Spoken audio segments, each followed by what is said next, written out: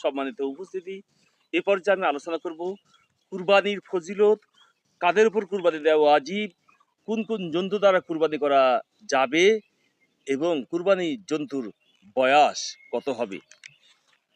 কুরবানির ফজিলত, কুরবানির জন্তুর শরীরে যত পশম থাকে প্রত্যেকটা লোমের বদলে এক একটা নেকি পাওয়া যায়।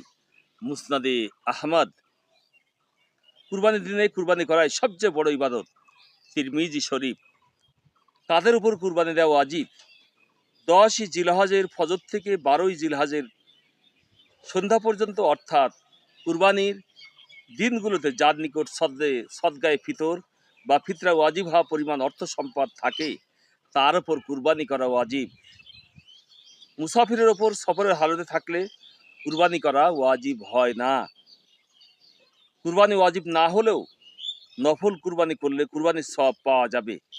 কুরবানি শুধু নিজের পক্ষ থেকে ওয়াজিব হয়, সন্তানাদি, মাতা পিতা ও স্ত্রীর পক্ষ থেকে ওয়াজিব হয় না, তবে তাদের পক্ষ থেকে করলে তা নফল কুরবানি হবে। যার উপর কুরবানি ওয়াজিব নয় সে কুরবানির নিয়াতে পশু ক্রয় করলে সেই পশু কুরবানি করা তার উপর ওয়াজিব হয়ে যায়। কোনো মাকসুদের জন্য কুরবানির মানত করলে সেই মাকসুদ পূর্ণ হলে তার উপর গরিব হোক বা ধনী কুরবানি করা ওয়াজিব হয়ে যায়। যার উপর কুরবানি ওয়াজিব সে কুরবানি না করলে কুরবানির দিনগুলো চলে যাওয়ার পর একটা বকরির মূল্য সদকা করা ওয়াজিব। কোন কোন জন্তু দ্বারা কুরবানি করা জায়েজ আছে? বকরি, পাঠা, খাসি, ভেড়া, ভেড়ি, দুম্বা, গাভী, ষাঁড়, বলদ, মহিষ, উট, এই কয় প্রকার গৃহপালিত জন্তু দ্বারা কুরবানি করা যাবে। কুরবানির জন্তুর বয়স প্রসঙ্গ। বকরি, খাসি, ভেড়া, ভেড়ি, দুম্বা কমপক্ষে পূর্ণ 1 বছর বয়সের হতে হবে।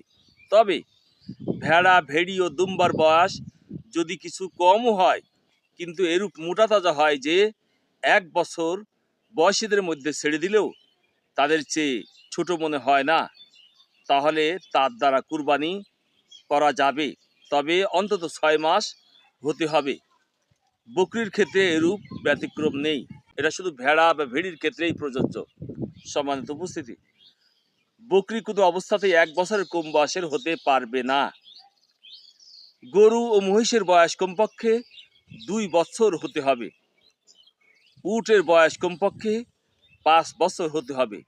সম্মানিত উপস্থিতি, তাহলে এই সমস্ত শর্তগুলো যদি পাওয়া যায় তাহলেই কেবলমাত্র আপনার কুরবানি আমার কুরবানি সহি হতে পারে। তারপর কবুল হওয়ার মালিক তো সে আল্লাহ পাক রব্বুল আলামিন।